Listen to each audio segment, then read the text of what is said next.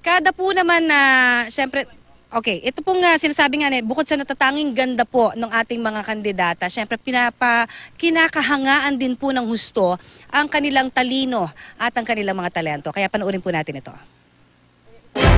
Miss Universe 1999 first runner-up Miriam Kiambao.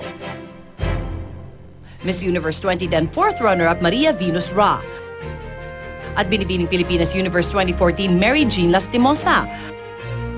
Kabilang sila sa mga former beauty queen na nagtayo ng bandera ng Pilipinas sa Miss Universe pageant. Hangad ni Miriam Kiambao na magbigay inspirasyon sa pamamagitan ng media. Kaya naman pagkatapos manalo bilang Miss Universe first runner-up noong 1999, pinasok niya ang mundo ng telebisyon. Naging host si Miriam ng iba't ibang kapuso programs at ngayon isa na siyang professional speaker. Marami talagang mga pinto ang nabuksan ng pagiging isang beauty queen. Offer nila ako sa unang hirit bilang anchor host at yun, dito na talaga nabuksan yung pinto sa akin. So, exciting para sa akin kasi para lang strike while the iron is hot, di ba? Magandang opportunity din to kasi nga dahil nakikinig sa akin ng tao, pwede kong gamitin ito bilang para makapag-impluwensya ng positively. Pwedeng mangarap. Yan ang isa sa mga napatunayan ni Venus Ra nang makasali siya sa Miss Universe pageant sa edad na 21. Dahil sa kanyang determinasyon at paninindigan sa tama, natupad ni Venus ang kanyang pangarap na maging isang beauty queen. The experience was overwhelming. Hanggang ngayon, pag iniisip ko, pag in my age right now, parang, wow, kinaya yun ng younger me. I'm 28, I'm turning 29.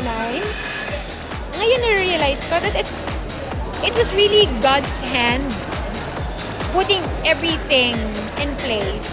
Oo, na-dethrone ako. Oo, nagkaroon ng controversies. Oo, major. So really, everything happened for a reason.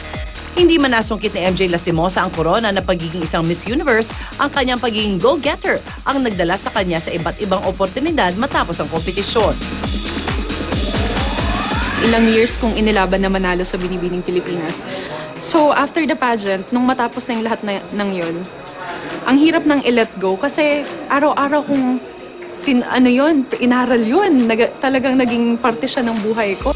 Ngayon, isa ng corporate and TV host si MJ. Lumipas man ang mga taon matapos man ang kompetisyon, tiyak mananatili silang beauty queen sa puso ng mga Pilipino.